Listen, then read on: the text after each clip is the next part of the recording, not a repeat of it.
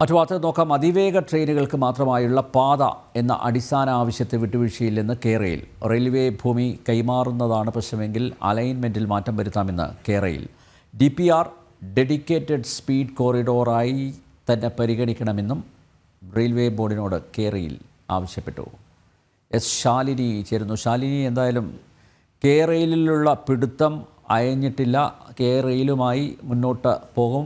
വേണമെങ്കിൽ അത്യാവശ്യം മാറ്റങ്ങൾ ആവാം എന്നാണല്ലോ അറിയിച്ചിരിക്കുന്നത്. എന്താണ് വിശദാംശങ്ങൾ ശാലിനി?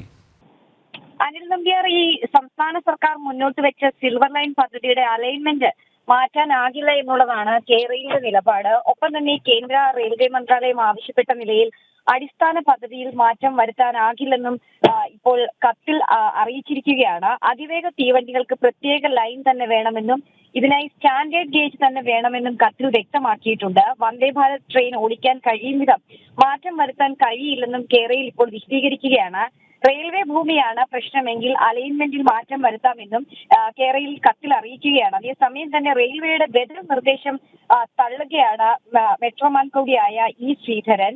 ബ്രോഡ്ഗേജ് പാത നിർദ്ദേശം അപ്രായോഗികമാണ് എന്നുള്ളതാണ് ഇ ശ്രീധരന്റെ നിലപാട്. കഴിഞ്ഞ ദിവസങ്ങളിലടക്കം ഈ വിഷയം വലിയ രീതിയിൽ ചർച്ച ചെയ്യുന്ന ഒരു സാഹചര്യം ഉണ്ടായിരുന്നു. ആ ചർച്ചയ്ക്കിടയിലും ഇ ശ്രീധരൻ അദ്ദേഹത്തിന്റെ നിലപാട് ആവർത്തിക്കുന്ന ഒരു പശ്ചാത്തലം കൂടിയുണ്ട്. ഇതിനിടയിലാണ് ഇപ്പോൾ കേരളയുടെ നിലപാട് ഇപ്പോൾ ആവർത്തിക്കുന്നത് എന്നുള്ളതാണ് ഏറ്റവും ശ്രദ്ധേയമായിട്ടുള്ള കാര്യം. അത് മാത്രമല്ല, ഈ വന്ദേ ഭാരത് ട്രെയിനുകൾക്ക് കൂടി സർവീസ് നടത്താൻ കഴിയും വിധം ബ്രോഡ്ഗേജിലേക്ക് പദ്ധതി മാറ്റുന്നത് ഉൾപ്പെടെയുള്ള നിർദ്ദേശങ്ങൾ റെയിൽവേ കേരളയിൽ നൽകിയിരുന്നതാണ്. ഒപ്പം തന്നെ പദ്ധതിയുടെ അടിസ്ഥാന ലക്ഷ്യങ്ങൾക്ക് ഘടകവിരുദ്ധമാണ് ഈ നിർദ്ദേശങ്ങൾ എന്ന നിലപാടാണ് ഇതുമായി ബന്ധപ്പെട്ട് നടന്ന ചർച്ചകളിലടക്കം കേരളയിൽ സ്വീകരിച്ചിട്ടുള്ളത്. കഴിഞ്ഞ ഡിസംബർ 5, 6 തീയതികളിലാണ് ഇതുമായി ബന്ധപ്പെട്ട ചർച്ചകൾ നടക്കുകയും ചെയ്തിട്ടുള്ളത്. ഇതിനിടെ റെയിൽവേ ബോർഡിന്റെ പ്രസ്തുത നിർദ്ദേശങ്ങൾ ദീർഘവീക്ഷണമില്ലാത്തതാണ് എന്നുള്ളതാണ് റെയിൽവേ മന്ത്രി ഇ ശ്രീധരൻ റെയിൽവേ മന്ത്രി അശ്വിനി വൈഷ്ണവിന് കത്ത് എഴുതിയത്. ഡിസംബർ 6 അദ്ദേഹം കത്ത് അയക്കുകയും ചെയ്തിട്ടുണ്ട്.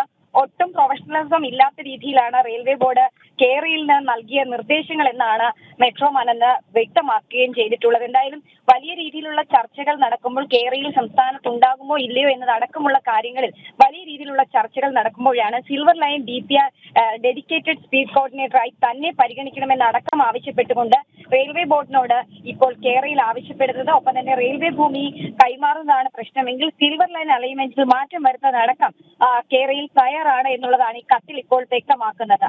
അനിൽ നമ്പ്യാർ.